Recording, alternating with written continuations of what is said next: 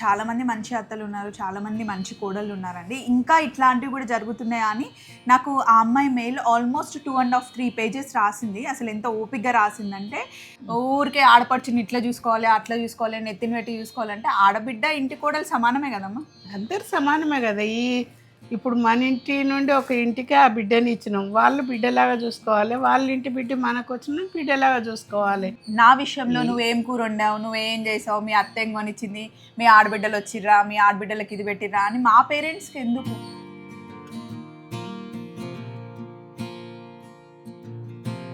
మా అత్తమ్మ కూతుర్లు, నా ఆడపడుచులు, నీ కోడలు ఏం తీసుకొచ్చింది, నీ కోడలికి నువ్వేం వండినావు అని వాళ్ళు ఇన్వాల్వ్ అవ్వకూడదు. అత్త కోడళ్ళు ఫస్ట్ అండర్స్టాండింగ్ మంచిగా ఉందనుకో, వాళ్ళు కరెక్ట్ ఉండాలి. ఒకరోజు అమ్మ తిట్టితే మనం ఎట్లుకుంటామో అట్లనే అత్తమ్మ కూడా ఒక రోజు కోపంగా అందేమో, చేతగాక అన్నదేమో అని ఊరుకొని సర్దుకొని పోతే దానంత మంచి ఇంకోటి ఉండదు. ఎవరి ఫ్యామిలీ వాళ్ళదండి. వన్స్ ఒకరికి పెళ్ళి అయిపోయిన తర్వాత సొంత అన్నదమ్ములైనా, సొంత అక్క చెల్లెళ్ళైనా వాళ్ళ ఫ్యామిలీ, వాళ్ళ పర్సనల్ వాళ్ళ. ఎవరిది వాళ్ళే ఉన్నారు. ఇంకా గొడవలు పడే కాడ ఎక్కడ ఉన్నారు అసలు జనాలు?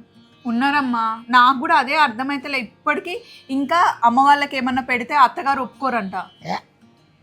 అట్లా చాలా మంది ఒకరి మీద మనం ఆశపడద్దు. మనతోటి వాళ్ళు పెట్టుకుంటే వాళ్ళ బిడ్డ కష్టపడితే ఎంతో కొంత పెట్టుకుంటుంది, తన ఇష్టం కదా. అమ్మ నాన్న ఉన్నన్ని రోజులే మనకి హక్కు ఉంటుంది, ప్రేమ ఉంటుంది, వెళ్తాము వస్తాము. ఇవి అన్నీ వచ్చామా పలకరించామా వెళ్ళామా అనకుండా ఆడపడుచులు ఆయన ఊరికే 10 రోజులు, నెల రోజులు ఆడబిడ్డలు ఎందుకు వస్తున్నాం? ఫస్ట్ కోడల్ని అత్త ఎలా చూస్తుందో తరువాత కోడలు అత్తను అట్లనే చూస్తుంది. కొద్ది రోజుల తర్వాత ముసలోళ్ళం అవుతాం, దెబ్బలు తగులుతాయి, ఏమన్నా అవుతుంది.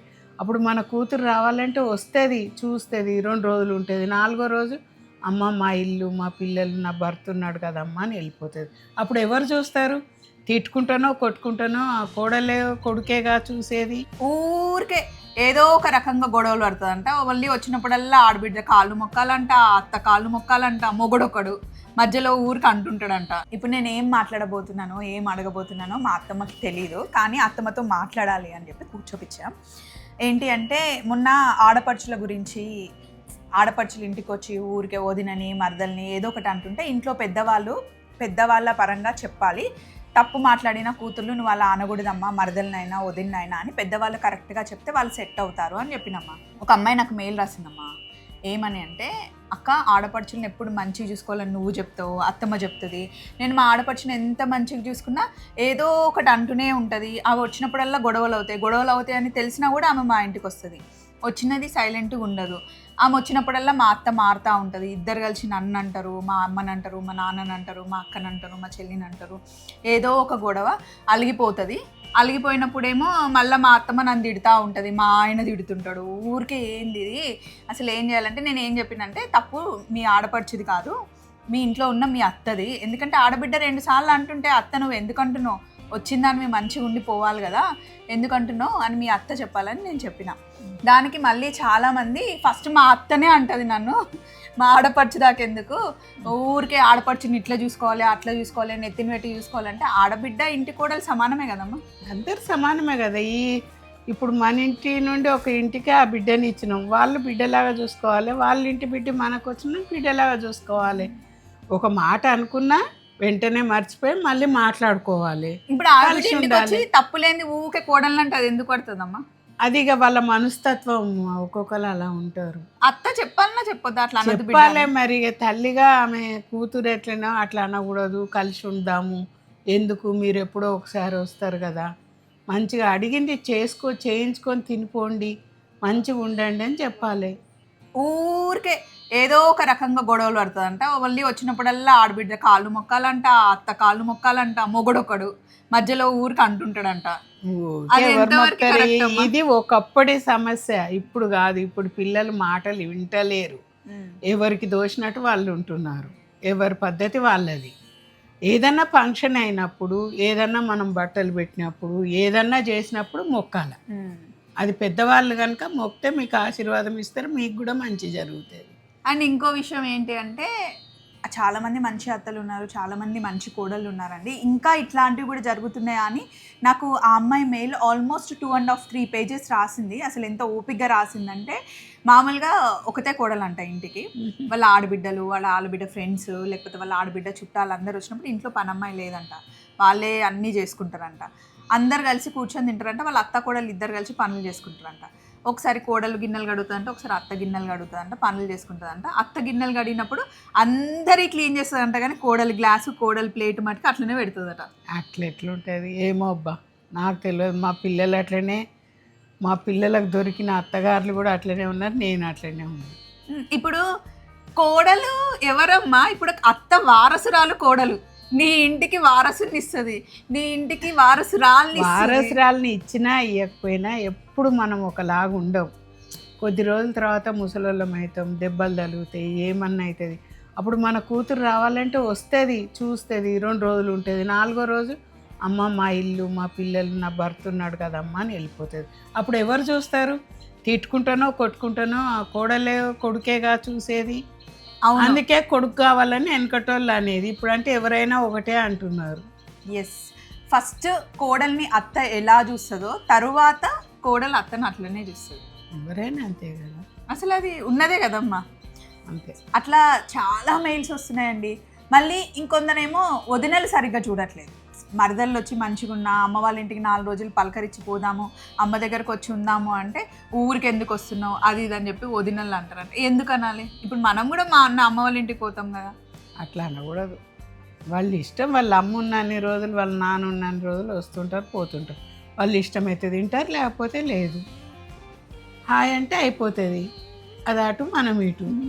పెట్టాల్సిన టైంలో పెట్టాలి. ఊరికే పెడితే ఎవరైనా అంటారు, కానీ పెట్టాల్సిన టైంలో ఆడపిచ్చికి పెట్టాలి, తెచ్చుకోవాల్సిన టైంలో మనం తెచ్చుకోవాలి. ఏముంది ఇప్పుడు అత్త మామ ఉన్నన్ని రోజులు ఆడబిడ్డలు వస్తారు. ఇప్పుడు నువ్వు ఉన్నన్ని రోజులు అక్క వాళ్ళు వస్తారు, నువ్వు వెళ్ళిన తర్వాత ఎప్పుడో ఒకసారి వస్తారు, కానీ ఇప్పుడున్నంత అధికారము, ఇప్పుడున్నంత ప్రేమ అప్పుడు ఉంటుందా అమ్మ? ఉండదు. నేను కూడా అంతే కదా. అమ్మ నాన్న ఉన్నన్ని రోజులే మనకి హక్కు ఉంటుంది, ప్రేమ ఉంటుంది, వెళ్తాము వస్తాము. ఇవి అన్నీ వచ్చామా పలకరించామా వెళ్ళామా అనకుండా ఆడపడుచులు ఆయన ఊరికే 10 రోజులు, నెల రోజులు ఆడబిడ్డలు ఎందుకు వస్తారమ్మా అన్నకు తెలియక అడుగుతా. ఎవరి ఇల్లు వాళ్ళకు ఉంటుంది కదా. కొంతమంది అంతే, మన ఒక్క పూట వెళ్ళి రావాలంటేనే ఉంటుంది. ఇప్పుడు అమ్మ నాన్న సపరేట్గా ఉన్నారు, వాళ్ళిద్దరే ఉన్నారు కాబట్టి చూసాము, హాలిడేస్లో వెళ్ళాము, 10 రోజులు ఉన్నాము అంటే ఓకే. ఇప్పుడు వన్స్ తమ్ముడికి పెళ్ళి అయిన తర్వాత, వన్స్ అన్నయ్యకి పెళ్ళి అయిపోయిన తర్వాత వాళ్ళ కాపురం వాళ్ళది వాళ్ళకే ఉంటుంది. మనం వెళ్ళి గొడవలు పడడం ఎవరు వస్తలేరు, చాలా తగ్గిపోయింది. అప్పుడే హాలిడేస్ వస్తే పిల్లలు వద్దురు చేదురు. ఇప్పుడు అంతా బిజీ అయింటారు కదా, ఎవరికి వాళ్ళు జాబులు, ఎవరికి వాళ్ళు ఇది చేసుకుంటారు, ఎవరిది వాళ్ళే ఉన్నారు. ఇంకా గొడవలు పడే కాడ ఎక్కడ ఉన్నారు అసలు జనాలు? ఉన్నారమ్మా. నాకు కూడా అదే అర్థమైతలే ఇప్పటికీ. ఇంకా అమ్మ వాళ్ళకి ఏమన్నా పెడితే అత్తగారు ఒప్పుకోరంట. అట్లా చాలా మంది ఒకరి మీద మనం ఆశపడద్దు. మనతోటి వాళ్ళు పెట్టుకుంటే వాళ్ళ బిడ్డ కష్టపడితే ఎంతో కొంత పెట్టుకుంటుంది, తన ఇష్టం కదా. ఇప్పుడు కోడలు వర్క్ చేస్తుంది అనుకో, వాళ్ళ అమ్మకి ఎప్పుడైనా చీర తేవాలనిపించినా, తమ్ముడికి ఏమైనా తీసుకెళ్ళాలనిపించినా, ఇంట్లో ఆ చెల్లెకి ఏమైనా చేయాలనిపించినా, తను కష్టపడ్డ డబ్బులు 10 రూపాయలు పెడితే ఏమవుతుందమ్మా? తప్పేం లేదల్లా, పెట్టుకోవచ్చు. అట్లా పెట్టొద్దంట. పండక్కి పోయినా పబ్బానికి పోయినా ఇప్పటికి కూడా ఇది తీసుకురండి అది తీసుకురండి అని అడిగే వాళ్ళు చాలా మంది ఉన్నారంట.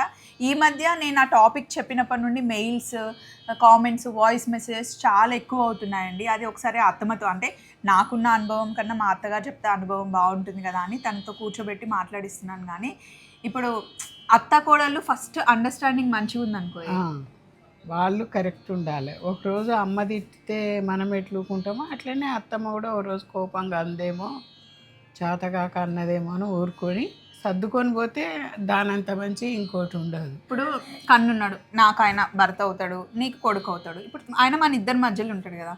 ఇప్పుడు నువ్వు నేను గొడవ పడ్డప్పుడు ఆయన ఎట్లుండాలి? నీకు సపోర్ట్ చేయకూడదు, నాకు సపోర్ట్ చేయకూడదు. ఎవరికి చేయొద్దు. ఎవరికి చెప్పేటప్పుడు వాళ్ళకి చెప్పాలి. ఆమె లేనప్పుడు తల్లికి చెప్పాలి, అమ్మ ఇది తప్పు, నువ్వు ఎందుకన్నావు, సరే ఇంకోసారి చూశాను అనాలి. భార్య వేరే విషయాలలో ఉంటారు కదా, అప్పుడు వాళ్ళ రూమ్లోకి పోయినాక ఎందుకు నువ్వు అట్లా మా అమ్మతో పెట్టుకుంటావు, మా అమ్మకి ఎవరు ఉన్నారు, ఎందుకు నువ్వు అట్లా అంటున్నావు, మా అక్క వాళ్ళు అయితే దూరం ఉన్నారు, మా చెల్లెళ్ళు దూరం ఉన్నారు, రారు కదా, నువ్వే కదా అని ఆమెకు నచ్చ చెప్పుకోవాలి. వాళ్ళే అండర్స్టాండ్ చేసుకుంటారు కదా. మరి ఇప్పుడు స్టార్టింగ్లో గొడవ అవుతాయి కాదని నేను అంటలేదు. స్టార్టింగ్లో 20 ఏళ్ళు అప్పుడు అంటే 10-11 ఏళ్ళకి పెళ్లి చేస్తే కొట్టినా తిట్టినా ఏడ్చుకుంటున్నారు. ఇప్పుడు 25 ఏళ్ళు 30 ఏళ్ళకి పెళ్ళిళ్ళు అవుతున్నాయి. వాళ్ళు ఇప్పుడు మాట వినే స్టేజ్లో లేరు పిల్లలు. వదిలేయాలి, కొన్ని పట్టించుకోకూడదు అంతే. ఇప్పుడు నువ్వు నేను కొట్లాడుకున్నాం అనుకో, మా 4 మాటలు నువ్వు నన్నా నేను నిన్నన్నా, నువ్వు అక్కకి ఫోన్ చేసి చెప్పొచ్చా? నీ బిడ్డలకు ఫోన్ చేసి చెప్పుకోవచ్చా? నేను అసలు ఇంతవరకు ఒక ముచ్చట జనరల్గా అడుగుతున్నా. చెప్పకూడదు, అదే తప్పు. అక్కడే కోడళ్ళకు కోపం వస్తుంది, కొడుకు కోపం వస్తుంది. మన ఇద్దరం కొట్లాడినా సాయంకాలం డ్యూటీకి పోయేవారు కూడా మనసు అంతా ఏంది అలా ఉన్నారు అంటే చెప్తే వాడు అదొకలాగా బాధపడతాడు. అందుకే ఎవరిది వాళ్ళే, ప్రతి ఇంట్లో జరిగాయనే. ఇప్పుడు నేను మరి మా అమ్మ నాన్నకి మా అక్క చెల్లెలకు ఫోన్ చేసి మన ఇద్దరికి జరిగింది చెప్పొచ్చా? చెప్పకూడదు. అప్పుడు ఎవరు చులకన అవుతారు? మనమే చులకన అవుతాం. అది మ్యాటర్ యాక్చువల్గా. వన్స్ అన్నదమ్ములకి పెళ్ళైన తర్వాత, అక్క చెల్లెళ్ళకి పెళ్ళైన తర్వాత, ఎంత రక్త సంబంధమైనా, ఎంత సొంత అక్క చెల్లెళ్ళైనా వాళ్ళ పర్సనల్ వాళ్ళది, మన పర్సనల్ మనది. సో ఎప్పుడో ఒకసారి కలుసుకున్నప్పుడు చెప్పుకుంటాం, కానీ ఎవరి స్పేస్ వాళ్ళకి ఇవ్వాల్సిందే. అప్పుడే అందరు బాగుంటారు. అత్త కోడల్ని వదిలేయాలండి. మీకేం సంబంధం? మన ఇంటికి వెళ్ళింది, మనకేమైనా ప్రాబ్లం ఉంటే అమ్మతో మాట్లాడుకోవాలి, డిస్కస్ చేసుకోవాలి, అక్కడికి వదిలేయాలి. కానీ వాళ్ళిద్దరు అత్త కోడలు ఎలా ఉంటే మీకెందుకు? అన్నదమ్ములు వాళ్ళ వైఫ్ అండ్ హస్బెండ్ ఎట్లుంటే మనకెందుకు? అసలు అవి కొంచెం వదిలేస్తేనే అన్ని ఫ్యామిలీస్ హ్యాపీగా ఉంటాయని. ఇది ఓన్లీ మా ఒపీనియన్ అండి. నేను ఎవరిని కంపేర్ చేసుకోవట్లేదు, నేను ఎవరి కోసమని పోక్ చేసి చెప్పట్లేదు. మాకు తెలిసింది మా ఇంట్లో ఇలా ఉంటుంది అని చెప్పాను. ఇన్ కేస్ మీ ఇంట్లో కూడా ఇలా ఉంటే, ఏమైనా మీకు సంబంధించింది ఉంటే, చేంజ్ చేసుకోవాల్సింది ఉంటే కనుక ఒకసారి ట్రై చేయండి. చలో మరి.